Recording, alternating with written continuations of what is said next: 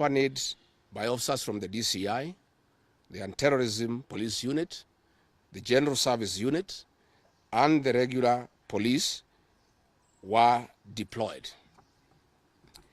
These killer squad have been carrying out extrajudicial killings and abductions. Yesterday, they were mobilized and cordoned off and blocked all exits from Gatanga constituency. This squad was armed to the teeth and hooded and with masks to conceal their identity because of the heinous acts they wanted to commit on us. This is despite that there are existing guidelines from the High Court that officers should be in uniform and not conceal their identity. At about 2:30 p.m., we received further intelligence from the deployed patriotic officers who are not in agreement with the information that they had clear instructions to plant arms and weapons in our convoy to provide evidence to arrest us and get evidence that they could charge us with in court. After about 30 minutes, the killer squad was joined by their counterparts who are highly trained in the use of biological weapons. Their instructions were to poison me through inhaled chemicals that would paralyze my brain within 3 months. This was the intent and the purpose of the whole operation. My team and I sought alternative routes as guided by the deployed security personnel, majority of whom are our supporters and opposed to what is going on. We have credible information that President Ruto has directed that my private security personnel be disarmed and be targeted for withdrawal of their licenses so that they can leave me vulnerable to allow room for goons to attack and possibly eliminate me. President William Ruto has expressed ungovernable anger that the state-sponsored goons are being overpowered by my private security personnel who are licensed gun holders.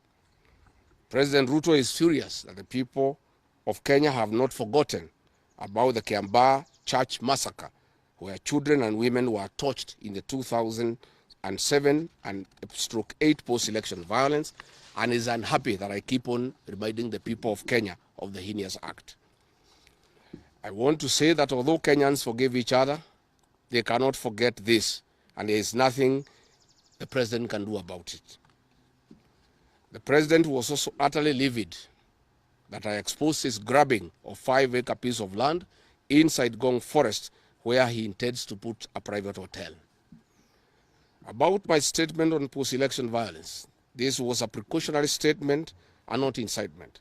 It is based on historical facts and past electoral experiences of 1992, 1997, and 2007 controversial elections, that we must have a free and fair election in 2027. It is my civic duty as a leader to remind the IEBC, all agencies and institutions charged with election management, that they must deliver free, fair, verifiable, and credible election. I have heard the CS Interior and other pretenders to the throne claim that they will not allow political violence. I urge them to walk the talk. Since November 2024, political violence of great magnitude has been meted on me, my family, and my supporters. Not a single case has been prosecuted.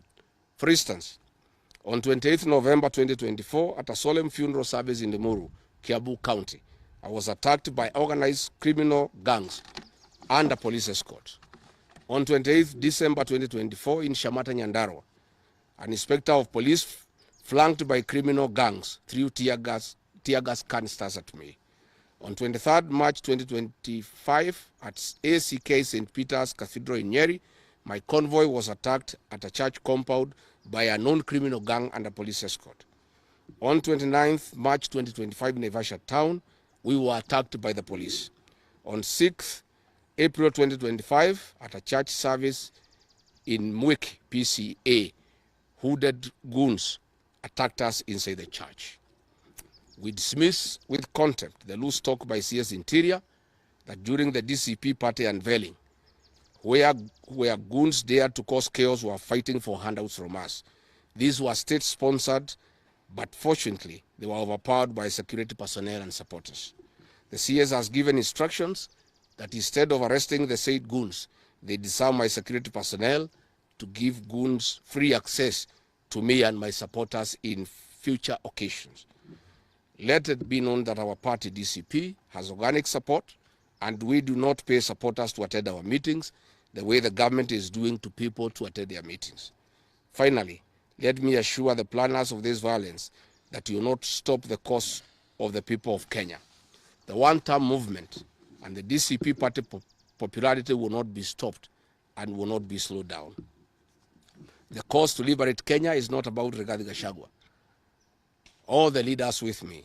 Wasting time and resources to stop me is a zero-sum game. The people of the Republic of Kenya have said that lies must stop, roads must be built, corruption must stop, abductions and extrajudicial killings must stop, education and health systems must work. They are some of the things that are making the people of Kenya restless. We are putting our supporters on high alert that they have the right to express their frustrations if injustice is meted on us. My supporters and I will not be cowed or intimidated by the use of the criminal justice system to manage politics. The drama of waylaying us on roads should be stopped. If the government knows that I have committed a crime known under the laws of Kenya and identified in the penal code, they know all my homes. And I'm here. They know my Wamanyoro home. They don't need to waylay me on the road.